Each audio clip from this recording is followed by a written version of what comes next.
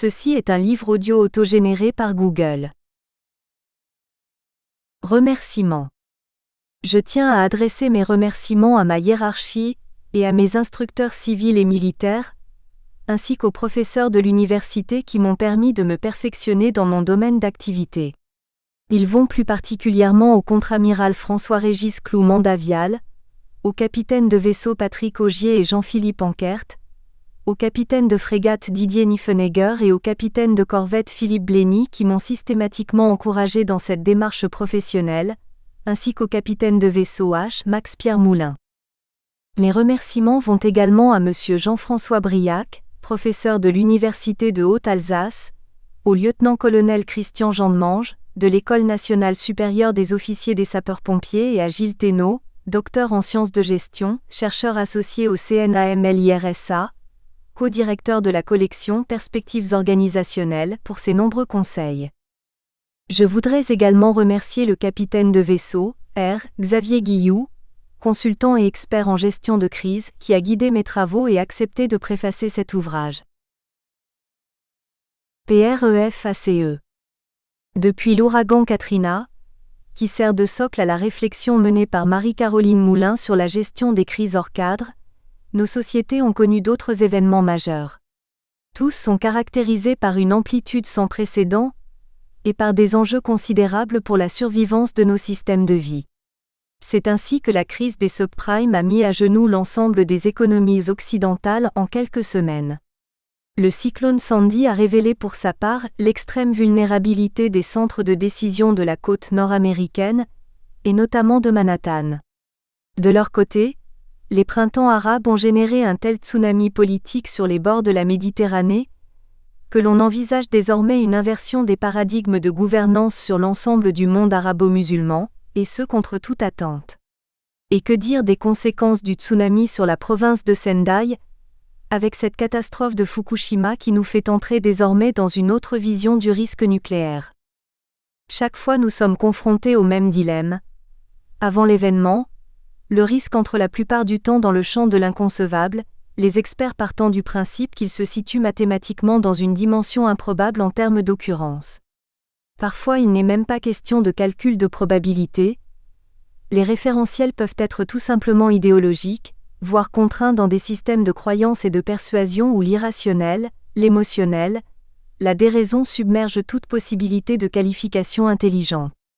Après la catastrophe, tous les acteurs finissent par se rallier à l'évidence et à admettre que l'inconcevable n'est pas forcément impensable. Ce fut le cas lorsqu'Alan Greenspan, ex-président de la Federal Reserve, déclara avec un grand désarroi le 23 octobre 2008, lors de son audition sur la crise des subprimes par le Congrès US, le modèle de gestion des risques tenait depuis des décennies, mais l'ensemble de cet édifice intellectuel s'est effondré l'été dernier. La crise a pris une dimension beaucoup plus grande que ce que j'avais imaginé, et l'incertitude entourant actuellement les perspectives économiques est inhabituellement grande.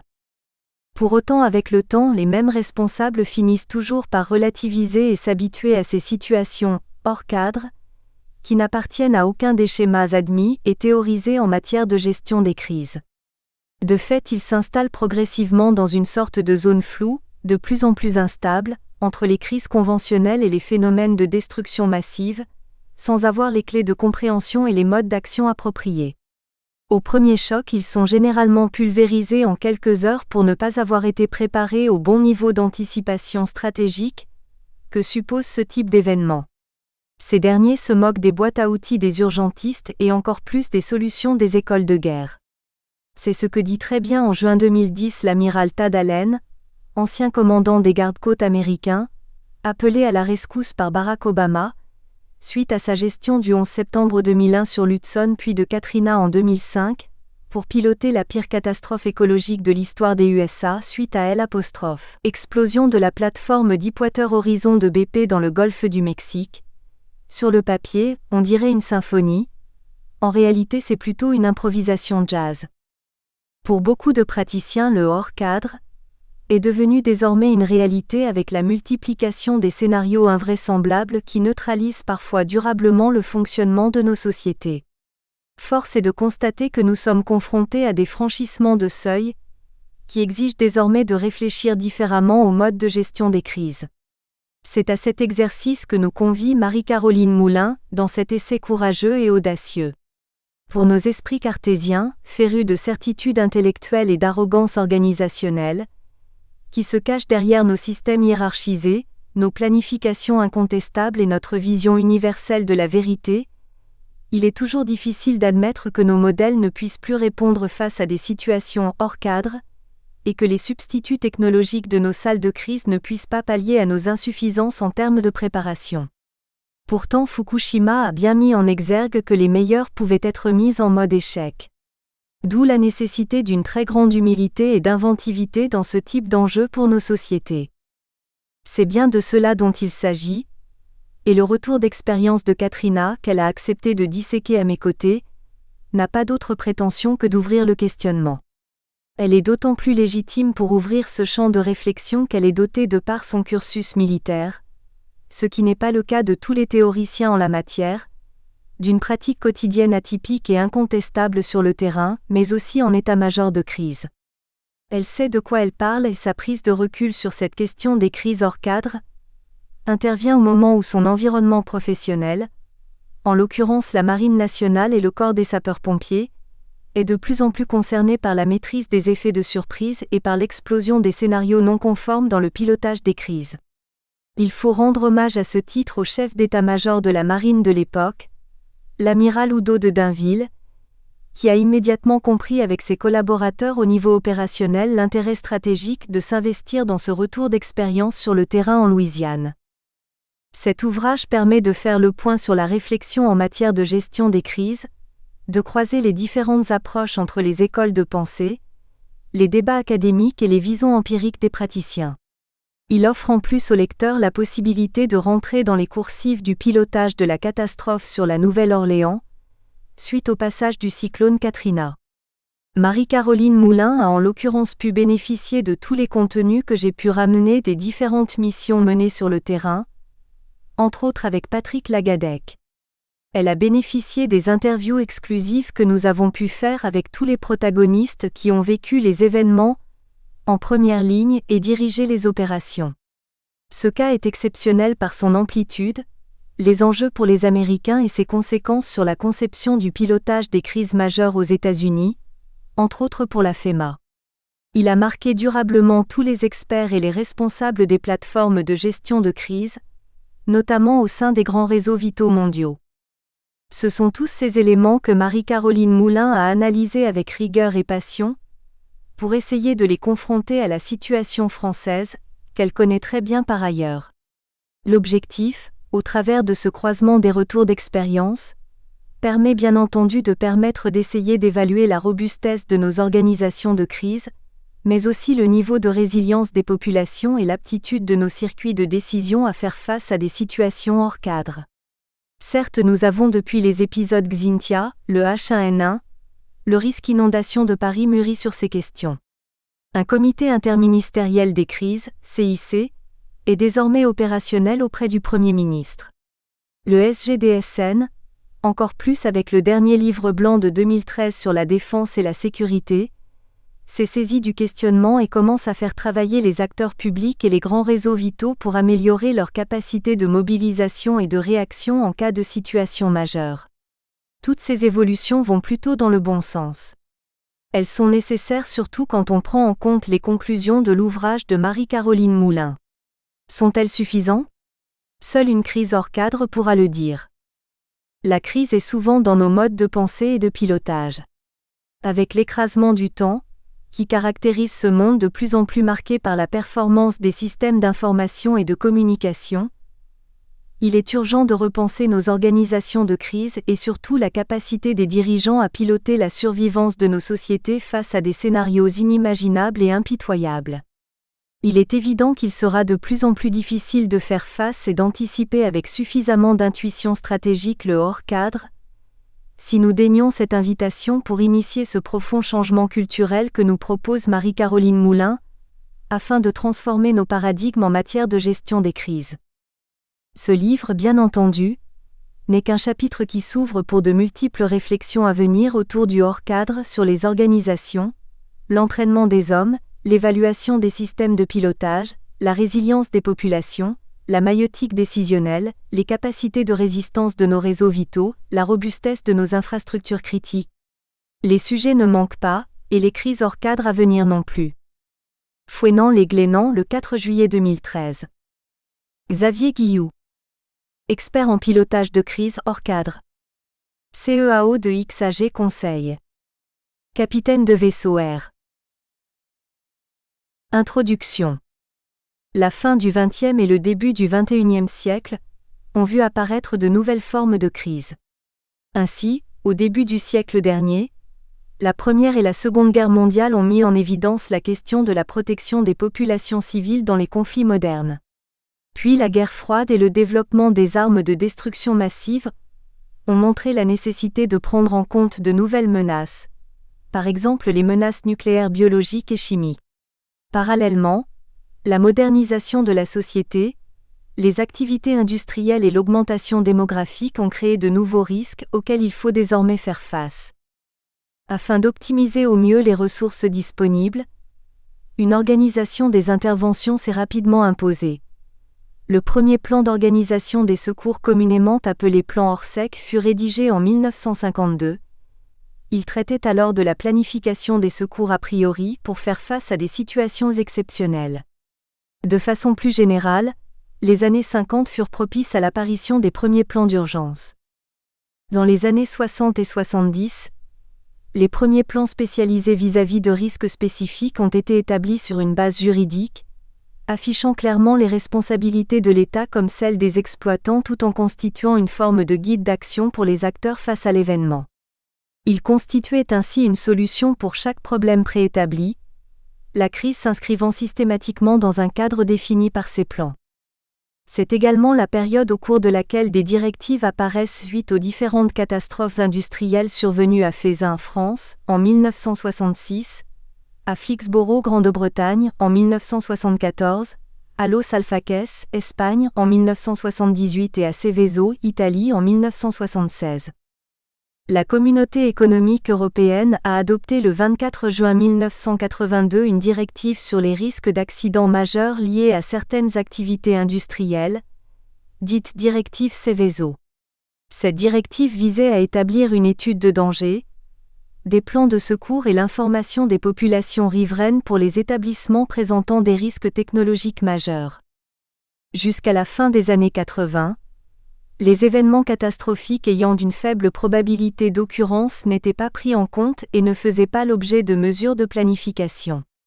Les accidents de Three Miles Island, accident nucléaire survenu aux États-Unis le 28 mars 1979, puis de Tchernobyl, accident nucléaire survenu en Russie le 26 avril 1986, ont mis en évidence la nécessité de prendre en compte de tels accidents. La notion de gestion de crise apparaît dans les années 80, avec une intensification de son emploi durant les années 1995 à 2000. Le début du XXIe siècle est marqué par un changement majeur dans l'appréciation des crises. Les attentats du 11 septembre 2001, la peur liée à la propagation de l'anthrax 2001, ont montré que les événements catastrophiques pouvaient également avoir pour origine une volonté délibérée, échappant par conséquent à toute évaluation probabiliste. De plus, la sensibilité des réseaux mondiaux due à la modernisation et à la globalisation du système international est désormais un facteur essentiel à prendre en compte dans l'évaluation de la crise. Les événements naturels à conséquences catastrophiques, tels que l'ouragan Katrina 2005 aux États-Unis, le tsunami en Thaïlande 2005, mais aussi les accidents majeurs résultant d'erreurs humaines doivent désormais être davantage pris en considération. L'Europe a été frappée par la maladie dite de la vache folle dans les années 90, puis en 2003 par la canicule et enfin par les grands incendies de forêt en Grèce en 2007. Plus récemment, le 20 avril 2010, une explosion sur une plateforme pétrolière BP située dans le golfe du Mexique a provoqué une fuite sur le puits de pompage de cette même plateforme occasionnant une marée noire sans précédent, catastrophe écologique la plus dévastatrice et la plus importante de l'histoire des États-Unis. Ces scénarios qui semblaient jusque-là inimaginables ont mis en très grande difficulté les différents acteurs de la gestion de ces sinistres trop souvent considérés comme inconcevables alors qu'ils n'étaient pas impensables. Face à ce nombre grandissant de crises extraordinaires, dépassant les schémas intellectuels et culturels de nos sociétés, le constat de différents spécialistes, tels Xavier Guilloux et Patrick Lagadec, met en évidence le besoin de développer une culture et une politique prenant systématiquement en compte ces nouvelles crises hypercomplexes et globales, appelées crises hors normes ou crises hors cadre. Si les catastrophes naturelles ont toujours existé, elles sont désormais immédiatement perçues du fait du développement et de l'omniprésence des médias qui, prisonniers de l'audimat, tendent à privilégier les scoops, informations anxiogènes et spectaculaires. Une prise de conscience apparaît indispensable. L'actualité nous met face à l'évidence, ces crises hors cadre sont désormais de plus en plus fréquentes. Il est nécessaire pour les institutions de mettre en œuvre une volonté politique générale pour faire face à ce nouveau type de crise, en impliquant l'ensemble des acteurs de la société afin de réduire les facteurs de vulnérabilité. L'ouragan Katrina est sans aucun doute l'une des plus grandes catastrophes naturelles que nous ayons connues récemment. Il a gravement touché les États-Unis, et surtout il a mis en très grande difficulté l'ensemble des dispositifs de secours. Paradoxalement, les catastrophes naturelles prennent au dépourvu les pays développés, dont la technologie avancée pouvait laisser espérer une certaine résilience sinon résistance à ce genre de sinistre. Les Américains ont une culture de gestion de crise connue, partagée, éprouvée depuis la catastrophe de l'Exxon Valdez, 1989, et les grands incendies de forêt en Californie avec un schéma de réponse aux événements majeurs qui se veut très réactif. Les États-Unis disposent de moyens d'intervention parmi les plus importants et les plus sophistiqués au monde. Pour autant, ces méthodes de planification et ces capacités ont été mises en échec en 3 heures face à l'ampleur et la brutalité de l'événement. La France, comparable aux États-Unis dans le domaine du développement, de la culture, de la mise à disposition de moyens de secours et d'intervention, pourrait-elle faire face à une telle crise sur son territoire ? De tels événements déstabilisent et dépassent les mécanismes traditionnels de planification, d'intervention et de récupération. Ils interpellent les dirigeants et appellent les analystes à développer de nouveaux cadres d'interprétation, à reconsidérer des orientations stratégiques, et à redéfinir de nouvelles feuilles de route pour organiser l'action de chaque intervenant. Chaque pays s'adapte comme il le peut, avec les moyens dont il dispose mais aussi avec l'expérience qu'il a de la gestion des crises. Cependant, cette recrudescence de crises non conventionnelles est-elle vraiment prise en compte et au bon niveau par les pouvoirs publics en France ? Telle est la question que l'on peut se poser. Chapitre 1 : Comprendre la crise HORSCADRE. Le mot crise est employé tous les jours, à tout propos.